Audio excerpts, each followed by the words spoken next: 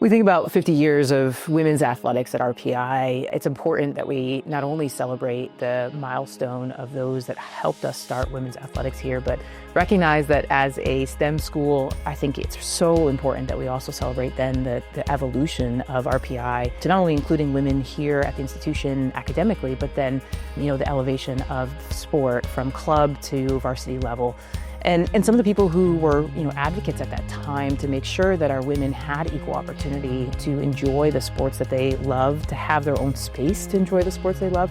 We had women who were playing on, a men's tennis team just because they loved the sport, and to get to the next stage of having female peers to be able to build community with, to have that opportunity to compete with. I talk to some of our alumni and, they'll talk about being the only woman in their classroom, and then, to go to practice and be amongst 10 or 15 or 20 women. There is this sense of community that was built that they're not the only, right? That they had an opportunity to have some fun, to be excited, to compete, to strive for success and goals and championships with peers. And I think that's so important to persistence at our school. I think it's so important to the pride that our women have in their RPI experience and what they built. When I think about RPI and women's athletics and the evolution, I think about opportunity. I think about the start with women's basketball and now being at 10 women's programs. Historically, we had a lot of three-sport athletes, and now it seems like, it's an oddity to have a two-sport athlete, which in my mind is an evolution. It's a great evolution. It means that we're offering more opportunities, we're recruiting more women, and we're not just saying, hey, we're missing a goalie, could you play soccer and lacrosse for us? And I think, many of the women paved the way to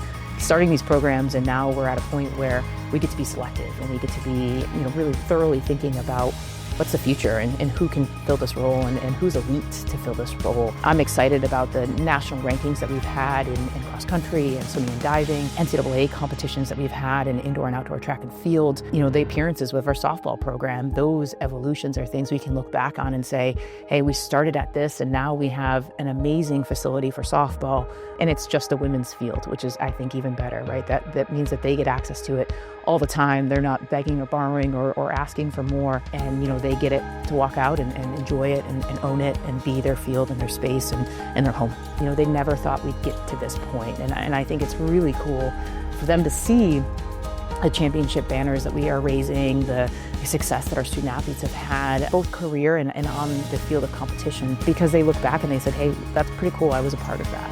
I was a part of that legacy that started this, that created this opportunity for our women. And I think when we think back, we've got to take a nod and take a moment and say thank you. A huge thank you to everyone who helped us to start women's athletics here, elevate women's athletics here, seeing our evolution in our field hockey program continue to grow, our women's lacrosse program step up, and I think that's awesome. It's awesome to see that next level of competition that RPI women's athletics is bringing to the game.